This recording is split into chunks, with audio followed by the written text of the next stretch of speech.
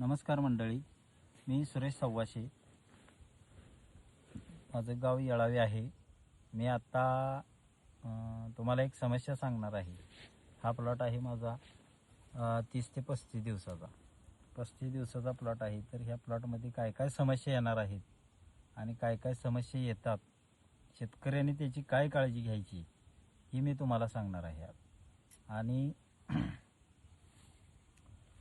ज्या वेळेला 30 ते 35 दिवसाची रोपं होतात त्यावेळेला ह्या करपा, थ्रिप्स, पांढरी माशीचा अटॅक झाल्यानंतर सुद्धा ही प्रॉब्लेम येतो, नाही असं नाही. पण त्याला एक कारण अजून एक आहे की ही सोटमूळ.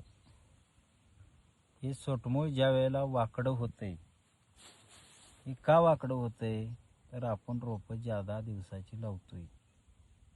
ही शेतकऱ्यांनी काय काळजी घ्यायची की लागण करायच्या अगोदर 10 ते 15 दिवस रोपवाटिकेमध्ये जाऊन त्या रोपवाटिकवाल्यांना सांगून ऑर्डर देऊन आम्हाला 30 ते 35 दिवसाचीच रोपं पाहिजेत असं त्यांना सांगून 30 ते 35 30व्या दिवशी हार्डिंगला काढायची, 2-3 दिवस हार्डिंग करायचं, नंतर रोपं आपण प्लांटेशन करायचं.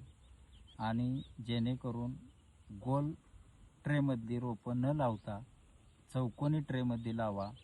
चौकोनी ट्रेमध्ये रोपवाटिकवाल्यांचा रेट जास्त असतो, त्यांना रेट जास्त दिला तरी चालेल, पण जेणेकरून तुम्ही तोट्यात जाऊ नका. 10-20 पैशाकडे बघून 10-20 पैशाकडे बघितले की नंतर हा प्रॉब्लेम चालू होतो. आपण मग रोपं उपसून काढायची, तिथं दुसरी रोपं लावायची, डबल खर्च वाढतोय आणि प्लॉट व्यवस्थित येत नाही.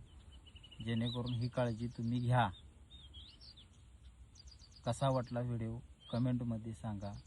यूट्यूब चॅनल आहे सव्वाशे ॲग्रो म्हणून, त्याला फॉलो करा, सबस्क्राईब करा. इंस्टाला आय डी आहे, त्याला फॉलो करा. धन्यवाद.